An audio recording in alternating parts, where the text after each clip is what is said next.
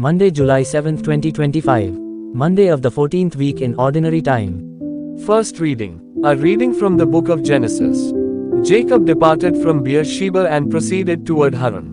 When he came upon a certain shrine, as the sun had already set, he stopped there for the night. Taking one of the stones at the shrine, he put it under his head and lay down to sleep at that spot.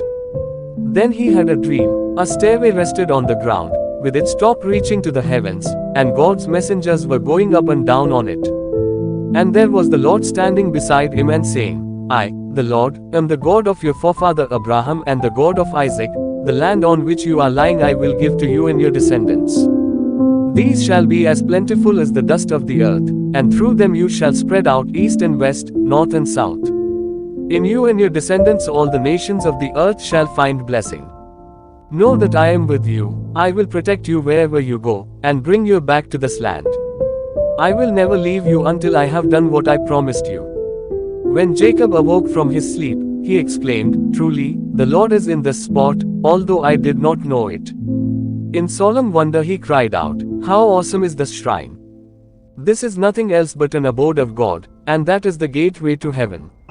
Early the next morning Jacob took the stone that he had put under his head, set it up as a memorial stone, and poured oil on top of it. He called the site Bethel, whereas the former name of the town had been Luz.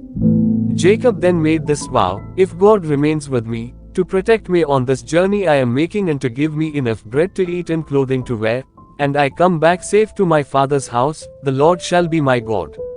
This stone that I have set up as a memorial stone shall be God's abode. The word of the Lord. Responsorial Psalm. Let our response be, In you, my God, I place my trust. You who dwell in the shelter of the Most High, who abide in the shadow of the Almighty, say to the Lord, my refuge and my fortress, my God in whom I trust. Response. In you, my God, I place my trust. For he will rescue you from the snare of the fowler, from the destroying pestilence. With his pinions he will cover you, and under his wings you shall take refuge. Response. In you, my God, I place my trust. Because he clings to me, I will deliver him, I will set him on high because he acknowledges my name. He shall call upon me, and I will answer him, I will be with him in distress. Response. In you, my God, I place my trust. Gospel reading. A reading from the Holy Gospel according to St. Matthew.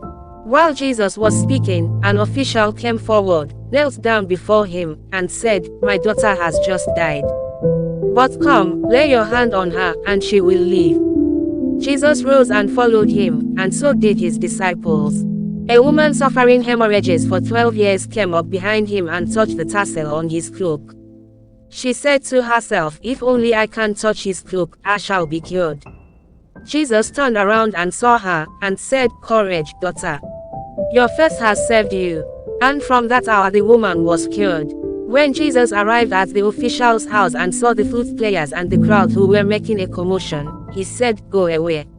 The girl is not dead but sleeping. And they ridiculed him. When the crowd was put out, he came and took her by the hand, and the little girl arose. And news of this spread throughout all that land. The Gospel of the Lord.